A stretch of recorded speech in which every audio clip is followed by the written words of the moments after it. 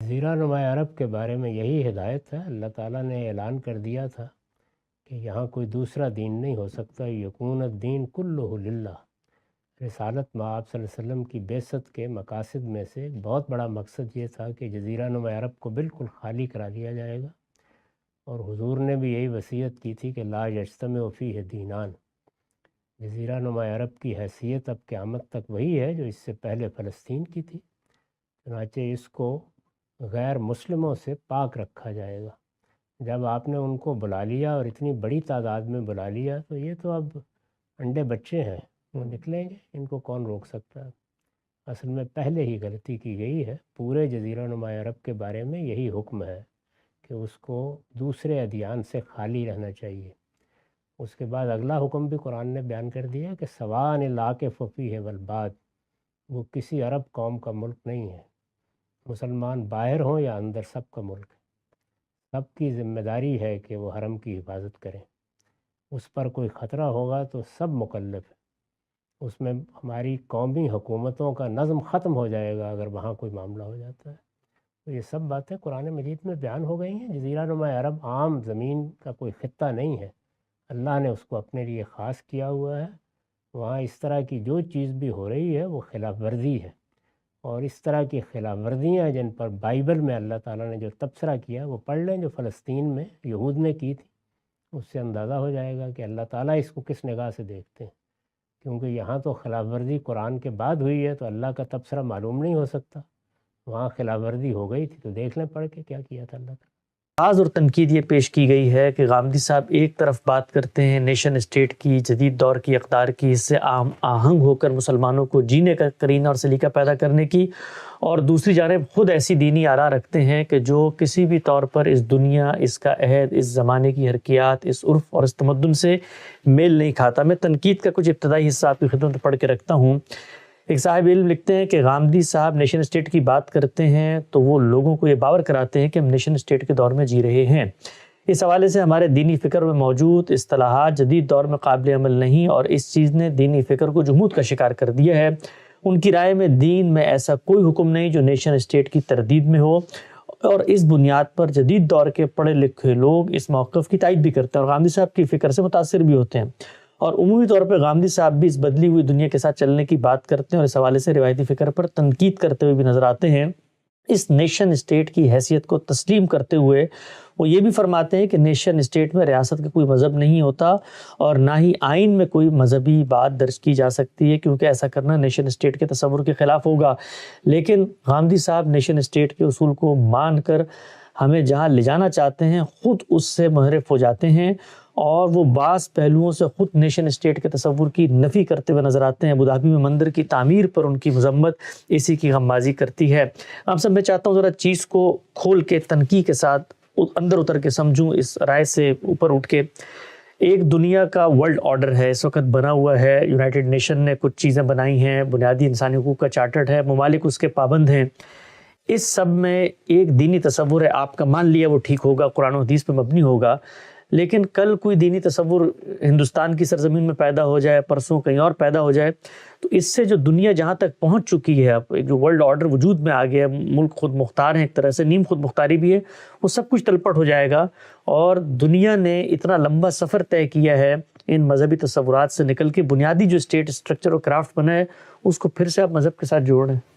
سلامتی ہے ان آنکھوں پہ جو ہدایت پہ نظریں جمائے بیٹھی ہیں، ان کانوں پہ جو ذکر خیر کے منتظر رہتے ہیں، اور ان قدموں پہ جو ہدایت کی راہ پہ گامزن ہیں۔ اس میں سب سے پہلا سوال ہی یہی ہے کہ یہ قومی ریاست یا نیشن اسٹیٹ ہے کیا؟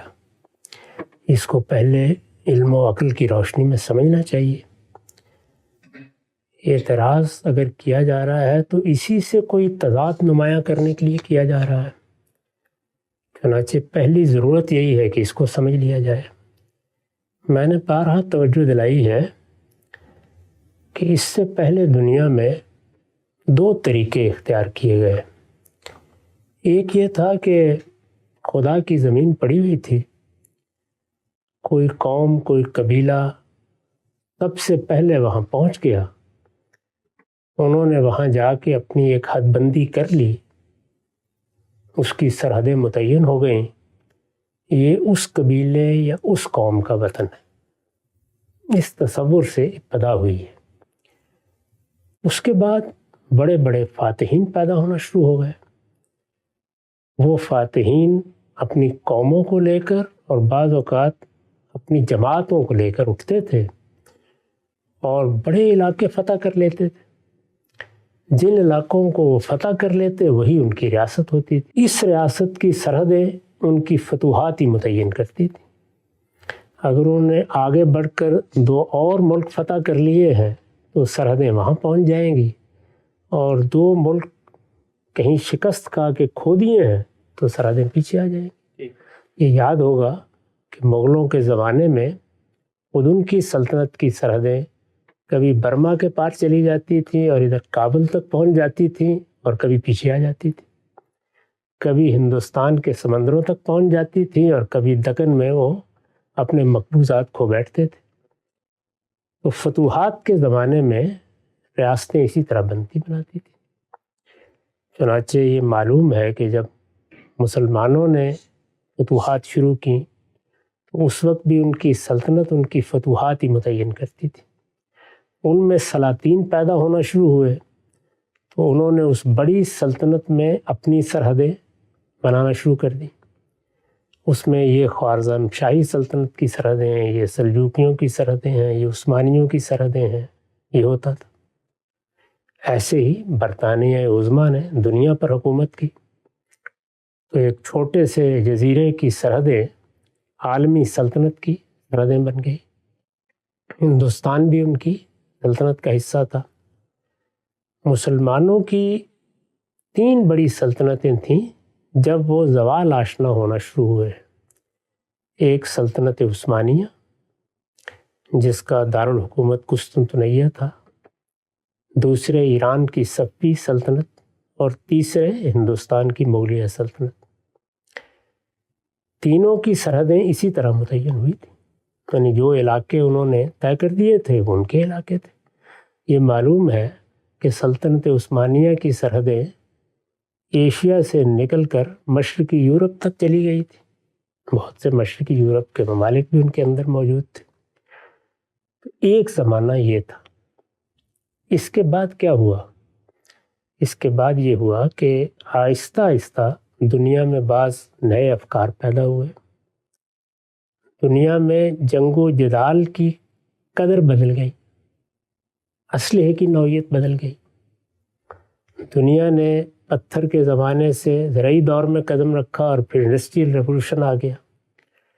دنیا میں جو تبدیلیاں آئیں ان تبدیلیوں نے مل کر وہ صورتحال پیدا کر دی جس میں یورپ کی بڑی طاقتیں جو دنیا پر حکومت کر رہی تھیں وہ آپس میں دست و گریباں ہو گئی۔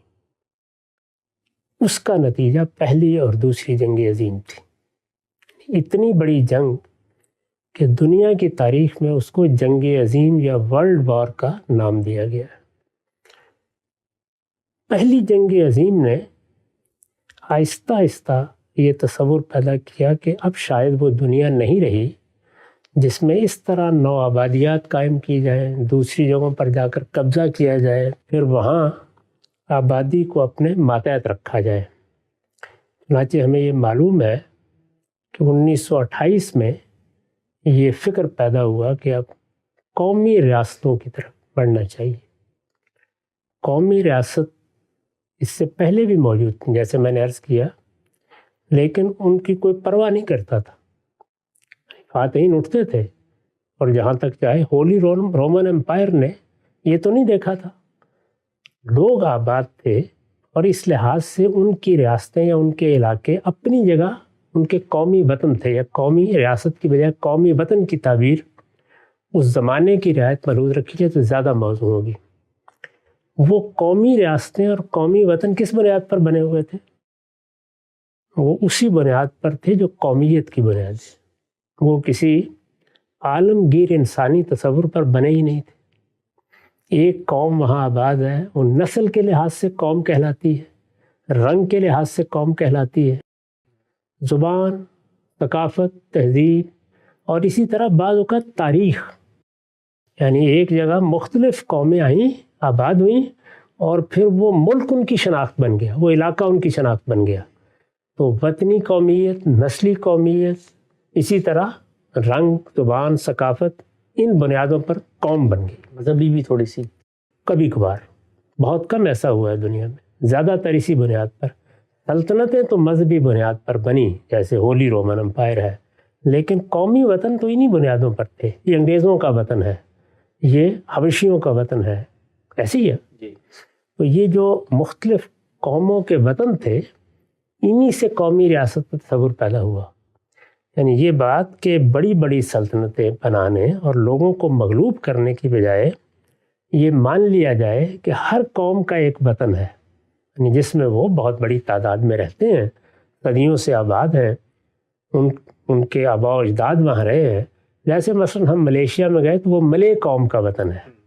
کوئی 4-5 ہزار سال کی تاریخ گزر گئی ہے، کہیں 2000 سال کی تاریخ گزر گئی ہے، کہیں 1000 سال کی تاریخ گزر گئی ہے. تو اب یہاں یہ قوم آباد ہے، یہ اس کا وطن ہے. تو یہ تصور پیدا ہوا کہ مان لیا جائے کہ یہ اسی کا وطن. قومی ریاست اس کو کہتے ہیں. یعنی اگر کسی جگہ بنی اسماعیل ہے تو یہ ان کا وطن ہے، کسی جگہ بنی اسرائیل ہے تو یہ ان کا وطن ہے، کسی جگہ آریہ ہے تو ان کا وطن ہے، یہ ان کا وطن ہے. تو اسی بنیاد پر یہ تصور قائم کیا گیا کہ اب فتوحات سے سرحدیں کبھی آگے کر دیں، کبھی پیچھے کر دیں، بلکہ تاریخ نے جن قوموں کو کوئی سرزمین دے دی ہے، یہ مان لیا جائے کہ وہ ان کا وطن ہے. اور اگر کہیں فتوحات کے نتیجے میں کوئی اونچ نیچ ہوئی ہے تو اس کو دور کر کے وہ قومی وطن بحال کر دیا جائے. یہ قومی ریاست ہے. اس میں اگر کوئی دوسری قوم آباد ہوئی ہے، ظاہر ہے دنیا میں نقل مکانی ہوتی رہتی ہے، اور وہ ابھی اس قوم کا حصہ نہیں بنی، تو اس کی حیثیت اقلیت کی ہوگی. وہ اقلیت کے بھی حقوق متعین کیے جائیں گے. بنیادی طور پر قومی ریاست یہاں سے شروع ہوتی ہے. اور قومی ریاست کے بارے میں جو جدید دور جس کا حوالہ بغیر پڑھے لکھے لوگ دے دیتے ہیں، وہ ہے کیا؟ وہ یہ ہے کہ یہ قومی ریاستیں اپنی ریاست پر ملکیت رکھتی ہیں. یہ اس سرزمین کی مالک ہیں. ان کے اندرونی معاملات میں کسی کو مداخلت کا حق نہیں ہے. اس وقت کا عالمی نظم بھی یہی کہتا ہے. یعنی اس ورلڈ آرڈر میں اس کی کوئی گنجائش نہیں رکھی گئی کہ ہم قومی ریاستوں کے اندرونی معاملات میں مداخلت کر سکتے ہیں. امن و امان کا مسئلہ کوئی پیدا ہو جائے، دوسروں کے لیے جان و مال کا خطرہ پیدا ہو جائے، تو وہاں مداخلت ہوتی ہے. عام حالات میں ان ریاستوں کا یہ حق مانا گیا ہے کہ اب یہ جس کو چاہیں اپنے ہاں آنے کی اجازت دیں. مجھے یہ بتائیے کہ اس وقت جو ویزے، پاسپورٹ کی پابندیاں ہیں، وہ عالمی قانون کے مطابق ہیں یا اس کے خلاف لگائی گئی؟ مطابق ہیں. اس میں کیا آپ ان قوموں کا یہ حق مانتے ہیں؟ دنیا میں بہت سی قومیں جو اپنے ہاں کسی کو شہریت نہیں دیتی. کبھی کسی نے نہیں کہا کہ یہ عالمی قوانین کی خلاف ورزی ہو گئی. یہ عالمی قوانین کے عین مطابق ہے. یہ حق دیا گیا ہے، یہ مانا گیا ہے. اگر مغربی قوموں نے اپنے حقوق میں یہ گنجائش پیدا کی ہے کہ ہم ان قواعد کے تحت کسی کو آنے دیں گے، تو یہ ان کی ثوابدید ہے. اس کے قوانین وہ خود بناتے ہیں. ایسا ہی جن ریاستوں نے پابندی رکھی ہے، انہوں نے بھی یہ گنجائش رکھی ہوتی ہے کہ ہماری کبھی اگر مرضی ہوگی تو ہم کسی کو دے دیں گے. سعودی عرب بھی دے دیتا ہے، بحرین بھی دے دیتا ہے. کیا ہوتا ہے جب ان کی مرضی ہوتی ہے، کوئی قواعد نہیں ہے. مغربی قوموں میں جب قانون کی حکمرانی قائم ہوئی، جمہوریت کے اصول قائم ہوئے، تو انہوں نے اس کے قواعد بنا دیے. یہ قواعد ان کی پارلیمنٹ بناتی ہے، ان کی مقتدرہ بناتی ہے، جب چاہیں تبدیل کر لیں. تو اس وجہ سے وہ کون سی دستاویز ہے جس میں یہ حق لکھا گیا ہے کہ قومی ریاستوں میں جس کا جی چاہے داخل ہو سکتا ہے؟ یہ تو میں کبھی کبھی کہتا ہوں، یا برٹن رسل کہا کرتے تھے کہ عالمی حکومت قائم ہونی چاہیے. اس کو تو کبھی نہیں مانا گیا. ابھی تک تو یہی اصول ہے کہ قومی ریاستیں خود مختار ہیں، ان کے اندرونی معاملات میں مداخلت کا کسی کو حق نہیں ہے. وہ جس کو چاہے اپنے ہاں آنے دیں، جس کو چاہے نہ آنے دیں. جانے کے لیے، سیاحت کے لیے بھی میں ان کی اجازت کا محتاج ہوں. مجھے یہ حق بھی حاصل نہیں ہے کہ میں بستر اٹھاؤں اور سیاحت کے لیے چلا جاؤں، کاروبار کے لیے چلا جاؤں. تو ہر جگہ یہ قوانین، یہ ضابطے موجود ہیں. تو وہ کون سی دنیا ہے جس کی یہ بات کی جا رہی ہے. میں نے ان قومی ریاستوں کے بارے میں کہا ہے کہ ان قومی ریاستوں میں ریاست کا کوئی مذہب ہوتا ہے؟ بھائی اسلام کی دعوت انسانوں کے لیے ہے. حکمرانوں کا مذہب ہوتا ہے، وہ ہر جگہ ہوتا ہے، اور حکمران ہر جگہ اپنے مذہب پر عمل کرنے کے پابند ہیں. میں اپنے ملک کے حکمرانوں کو بھی یہ دعوت دیتا ہوں، دوسروں کو بھی یہ دعوت دیتا ہوں. لیکن ریاست تو پوری قوم کی ریاست ہے. اب وہ اقوام کہ جن میں دوسری اقلیتیں بھی موجود ہیں، ان میں یہ سوال دور حاضر میں پیدا ہوا کہ ان اقلیتوں کا جو پہلے سے موجود ہے، یعنی یہ نہیں کہ وہ اب جا کے وہاں آباد ہو جائیں، اب تو وہ اجازت ہی سے جائیں گی جو پہلے سے موجود ہیں. جیسے پاکستان بنا مسلم قومیت کی بنیاد پر بنا، اور دوسری جانب ہندو اکثریت کی بنیاد پر بھارت کو ایک الگ ملک مانا گیا. تو دونوں جگہ بہت بڑی بڑی اقلیتیں موجود تھیں، بہت بڑی تعداد میں. ہندوستان میں تو ہم جانتے ہیں کروڑوں کی تعداد میں. تو ان لوگوں کی کیا حیثیت ہوگی؟ تو موجودہ زمانے میں اس بات کو منوایا گیا کہ جو پہلے سے وہاں اقلیتیں موجود ہیں ان کے حقوق برابر کیوں. یہ باتیں ان میں سے کون سی چیز ہے جو میرے بیان سے متصادم ہے جو میں نے جزیرہ نما عرب کے بارے میں دیا ہے؟ پہلے اس کو بتائیے، پھر میں جواب دوں. آپ بڑی خوبصورتی سے یہ جو آپ نے اندر اتر کے تجزیہ کیا ہے کہ قومی ریاستیں وجود پذیر کیسے ہوئی، ان کے پیچھے فنومنن کیا کار فرمائے، اس سے تو کچھ حقائق واضح ہو رہے ہیں. اچھا، ایک سوال جو بھی آپ نے آخری بات کی کہ آج بھی دنیا کے اندر ہر ملک کی اجازت ہمیں چاہیے کہیں جانے کے لیے، امریکہ ہو، برطانیہ ہو، کینیڈا، آسٹریلیا ہو، لیکن کہیں پر بھی ہم سب جانے کے لیے اجازت نامے میں مذہبی شناخت بنیاد نہیں بنتی. آپ کے اپنی دھرتی میں ٹائز کیا ہیں، آپ کی بینک اسٹیٹمنٹ کتنی مضبوط ہے، آپ کی نوکری کیا ہے، ویزا دینا یا ویزا کی رد کرنا کے معیارات یہ ہوتے ہیں، نہ کہ ہماری مذہبی شناخت ہوتی. جبکہ جو بات آپ فرماتے ہیں وہ تو یہ کہ جزیرہ نما عرب کے اندر مذہبی شناخت کی بنیاد پہ شہریت نہیں مل سکتی. تو دنیا میں تو آج کوئی بھی قومی ریاست یہ بات نہیں کر رہی تو نہ کرے. یعنی کیا ہمارا یہ حق سلب ہو گیا ہے؟ میں نے تو یہی پوچھا ہے کہ بہت سی ریاستیں ہیں جو یہ سب کچھ دکھانے کے بعد بھی نہیں دیتی. وجہ ہوتی ہے لیکن مذہب وجہ نہیں ہوتی. سر میں تو یہ عرض کر رہا ہوں نا کہ بہت سی ریاستیں ہیں نا کہ جو یہ سب کچھ دکھانے کے بعد بھی نہیں دیتی. ہاں. کیا وجہ ہوتی ہے اس کی؟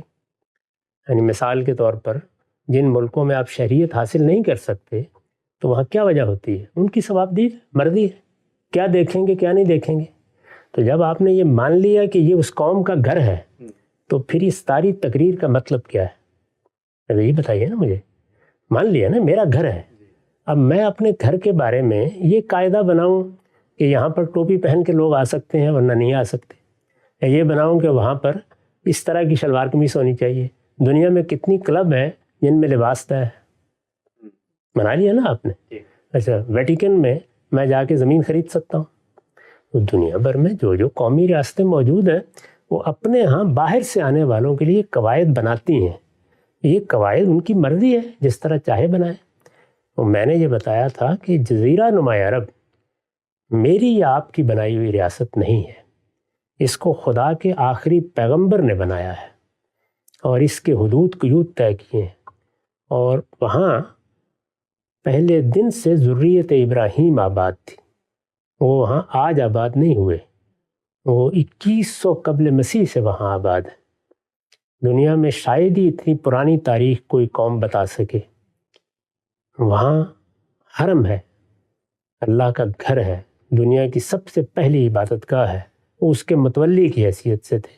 انہوں نے اپنے زمانے میں یہود کے بعض قبائل کو، بعض مسیحیوں کو اجازت دے رکھی ہوئی تھی کہ وہ وہاں آ کے آباد ہو جائیں. جیسے ہم جانتے ہیں کہ یثرب میں بھی آباد تھے، خیبر میں بھی آباد تھے، ینبوع میں بھی آباد تھے. اسی طرح بعض سرحدی علاقوں میں مسیحی بھی تھے. اللہ کے آخری پیغمبر نے آ کر ان سب کو وہاں سے بے دخل کر دیا اور اعلان کر دیا کہ اس سرزمین میں یکون الدین کلہ للہ. یہ آج نہیں اعلان ہوا، یہ تاریخی اعلان ہے جو 1500 سال پہلے ہوا. ایک قوم وہاں اس اعلان کی امین بنا کے بٹھائی گئی ہے، وہ اس کا ملک ہے. تو ہم تو اس کو توجہ دلا رہے ہیں کہ اسے اپنی مذہبی ذمہ داریاں پوری کرنی چاہیے. کسی ریاست سے مخاطب نہیں ہے بلکہ اس سرزمین کے یا اس مسجد کے متولیوں سے مخاطب ہے. تو یہ تو ہمارا اندرونی معاملہ ہے، اس میں کون سا بین الاقوامی قانون رکاوٹ بن رہا ہے وہ بتایا جائے نا پہلے. یعنی کیا میرا استحقاق ہے کہ میں لازماً امریکہ میں آ سکتا ہوں، روکا نہیں جا سکتا مجھے، میں برطانیہ میں جا سکتا ہوں، نہیں، یہ اس قوم کا حق ہے، وہ اجازت دے رہے ہیں، اچھی بات ہے۔ کوئی قوم نہیں دے رہی تو کون سا بین الاقوامی قانون پابند کر رہا ہے اس کو کہ وہ اجازت دے؟ یہ میں نے بارہا کہا ہے کہ خدا کی زمین پر پابندیاں نہیں ہونی چاہیے، ابھی تو کسی نے نہیں مانی۔ اچھا، جو کچھ آپ نے کہا ہم سب خدا کی زمین پہ پابندیاں نہیں ہونی چاہیے، آپ ہی کے بیان کو معیار بنا لیتے ہیں، تو سب سے پہلے آپ سے مطالبہ کرتے ہیں کہ خدا کی زمین پہ پابندیاں نہیں ہونی چاہیے، اس لیے جزیرہ نما عرب میں غیر مسلموں کو آپ رہائش کی اجازت دیں، اس کے بعد ہم باقی پوری دنیا میں اس کو نافذ کریں۔ میرے جملے کو سنیں، خدا کی زمین پر پابندیاں نہیں ہونی چاہیے، یعنی دلیل کیا ہے؟ یہ خدا کی زمین ہے، وہ پابندی خدا نے لگائی، اچھا، اس وجہ سے خدا کی زمین پر خدائی پابندی لگا سکتا ہے۔ کسی اور کے پاس کوئی خدائی سند موجود ہے تو پیش کرے، اس کا ہم جائزہ لے لیں گے، لیکن وہ آج وجود میں نہیں آ سکتی، وہ صدیوں پہلے وجود میں آنی چاہیے، اس کو تاریخ بننا چاہیے۔ یعنی ملے قوم آج نہیں کہہ سکتی کہ ملیشیا ہمارا وطن ہے، اس کے لیے تاریخی سند پیش کرتی ہے کہ ہم یہاں ہزاروں سال سے آباد ہیں، تو یہ تاریخی سند ہے جس کی بنیاد پر گفتگو ہو رہی ہے۔ اس طرح کی سند کسی اور قوم کے پاس ہے تو ازراہ کرم پیش فرما دیں۔ ٹھیک۔ اچھا غلام صاحب، میں نے تو مقدمہ پیش کیا تھا نیشن اسٹیٹ کے اصول پہ، آپ نے اسی رسی سے مجھے جھگڑ دیا کہ نیشن اسٹیٹ کے اصول کے مطابق بھی یہ کام جو ہے اگر کیا جا رہا ہے تو بالکل ٹھیک ہے، لیکن آپ خود اپنی تفسیر میں لکھتے ہیں کہ جزیرہ نما عرب کی جو حیثیت ہے اس کو آج کے دور کی قومی ریاستوں پر معمول نہیں کرنا چاہیے، تو ابھی مقدمہ آپ نے پورا ثابت کیا کہ قومی ریاست کے اس دور کے اندر بھی ان کی یہ پابندی قابل قبول ہے، تو پھر اس کو بھی قومی ریاست مان لینا چاہیے نا؟ یہ میں نے تو عرض کیا نا کہ وہ خدا کی بنائی ہوئی ریاست ہے، وہ کوئی قومی ریاست نہیں ہے، اس کی تاریخ یہی ہے، اس کو خدا کے آخری پیغمبر نے خدا کی ریاست قرار دیا ہے، اور یہ کہا ہے کہ یہ حرم کی سرزمین ہے، اس سرزمین کی حیثیت مجموعی ایک مسجد کی ہے، اس میں اب شرک نہیں داخل ہو سکتا۔ تو یہ بات اعلان کے طور پر کہہ دی گئی، اور یہ اعلان 1500 سال سے پہلے ہے، کوئی آج نہیں ہم نے گڑھا۔ جس آدمی کو اس کی مخالفت کرنی تھی وہ 1500 سال پہلے کر لیتا، وہ ہو گیا، اس کے بعد وہاں ذریت ابراہیم کا اقتدار قائم کر دیا گیا، وہ قائم ہے۔ اب پہلے آپ دنیا میں قومی ریاستوں کے آداب بدلیے، اس کے بعد اس موضوع پر گفتگو کریں۔ تو بالکل واضح ہو گیا۔ اچھا غلام صاحب، یہ بات چلے سمجھ میں آتی ہے، آپ نے دنیا کے عرف، عالمی قانون، اس کے پس منظر میں بھی ایک طرح کی ہمارے پاس اس کی جسٹیفیکیشن، اگر ہم کوئی کام کر رہے ہیں اور خدا کی مقرر کردہ وہ سرزمین ہے، تقدس ہے اس کا، اس پس منظر میں بھی کر رہے ہیں، سب کچھ سمجھ میں آ گیا، لیکن یہ کام اگر ہم کر رہے ہیں تو پھر دوسروں کو بھی اجازت ہونی چاہیے۔ کل مثلا کوئی اٹھے امریکہ میں اور بائبل کا کوئی اقتباس نکال کے لائے کہ بھائی یہ سرزمین تو مسیحیوں کے لیے خاص ہے اور اللہ تعالیٰ کا یہ کو فرمان ہے، اس طرح کی کچھ چیز لے آئے۔ انڈیا کے اندر تو بھی وہ شروع ہو گیا، وہ کہتے ہیں یہ تو رام کی جنم بھومی ہے، مقدس سرزمین ہے، یہ یہاں پر کیا، تو یہ سلسلہ تو پھر نہیں رکے گا، پھر تو دنیا واپس اسی پتھر کے دور میں جائے گی جہاں فاتحین جو ہے وہ سب کچھ کام کر رہے ہوں گے۔ اور اگر دنیا یہاں تک پہنچ گئی، کم سے کم آپ نے ٹیریٹریز کو ڈیفائن کر لیا ہے، تو اب تو جو لوگ موجود ہیں ان کو پھر نکالنے کی باتیں شروع ہو جائیں گی، تو اس میں تو پھر مسلمانوں کو بھی یورپ امریکہ میں مسجدیں پھر بنانے کی اجازت نہیں ملنی چاہیے۔ ہم نے کسی کو نہیں نکالا وہاں سے، ہم تو داخل ہونے کے بارے میں بات کر رہے ہیں۔ جو وہاں موجود ہیں ان کی تاریخ بدلنے کا جو اقدام کرے گا دلیل اس کو دینی ہے۔ یہاں تو یہ کام 1500 سال پہلے ہو چکا ہے، بلکہ اس سے بھی 2000 سال پہلے ہو چکا ہے، 4000 سال کی تاریخ اس کے پیچھے ہے۔ یہ ایسے نہیں ہے کہ کل کو کوئی اٹھے گا تو کہہ دے گا، کل کو کوئی اٹھے گا تو جھوٹ بولے گا، پہلے اس کو اپنی تاریخی حیثیت ثابت کرنی ہوگی نا، کیا حیثیت ہے۔ تو اگر کوئی یہ کہتا ہے کہ یہ میری قوم کا ملک ہے تو باقی لوگوں کو اس نے کیوں آنے دیا تھا؟ کیسے نکالے گا ان کو؟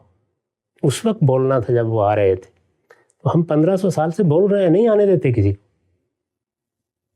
سرزمین عرب میں ہم نے نہیں داخل ہونے دیا کسی کو۔ داخل تو ہو گئے، سعودی عرب کے اندر 35 لاکھ کے قریب ہندو ابو دھابی میں ملازمت کرنے گئے، کاروبار کرنے گئے، ہمارے بلانے پر گئے، ایسا تو نہیں ہے خود بہت داخل ہو گئے ہیں یا وہاں کے شہری بن گئے ہیں، تو وہاں کی شہریت کسی غیر مسلم کو نہیں دی گئی، یہ کہا گیا ہے۔ یہ پہلے سے بنی ہوئی تاریخ ہے، تاریخ بنائی نہیں جاتی۔ یعنی آج میں کھڑا ہو کے نہیں کہہ سکتا کہ میں بھی ملے قوم کا ایک فرد ہوں یا میں بھی آریہ ہوں، تاریخ بن چکی ہے، یہ بنی ہوئی تاریخ پر گفتگو ہو رہی ہے، نئی تاریخ ایسے نہیں بنا کرتی۔ اس کے لیے پھر کوئی آسمانی فیصلہ ہی ہوگا، وہ ہو جائے گا تو بھائی وہ مجھ سے اور آپ سے پوچھ کر نہیں ہوا کرتا، پھر وہ خدائی فیصلے ہوتے ہیں۔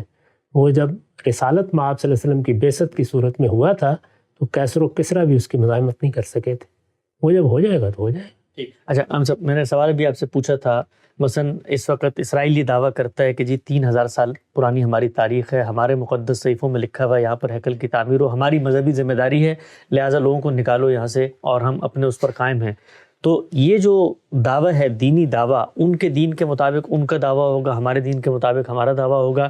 انڈیا کے اندر یہ بحث اب شروع ہو رہی ہے، کافی عرصے سے تو جاری ہے کہ بھائی یہ سرزمین اصل میں کس کی جنم بھومی تھی، ہم نے دیکھا اسی کی بنیاد پر اقدامات ہوئے، تو اس کا رستہ روکے گا کہاں سے؟ ہر کوئی اپنے اپنے خدا، اپنے اپنے مذہبی لٹریچر سے کوئی نہ کوئی دعویٰ نکال کے لے آئے گا۔ وہی عرض کیا نا کہ جو دعویٰ بھی لائے گا وہ تاریخ میں پرکھا جائے گا نا، یعنی دنیا میں استدلال کی بنیاد پر فیصلے ہوتے ہیں۔ تو یہود کا یہ دعویٰ کہ ابھی آج کل سامنے آیا ہے، یہ دعویٰ بھی ہزاروں سال سے موجود ہے، اس کی بھی ایک تاریخ ہے، وہ تاریخ لکھی ہوئی موجود ہے، بائبل جیسی کتاب میں وہی تاریخ بیان ہوئی ہے، قرآن نے اس کی تصدیق کی ہے اس تاریخ کی۔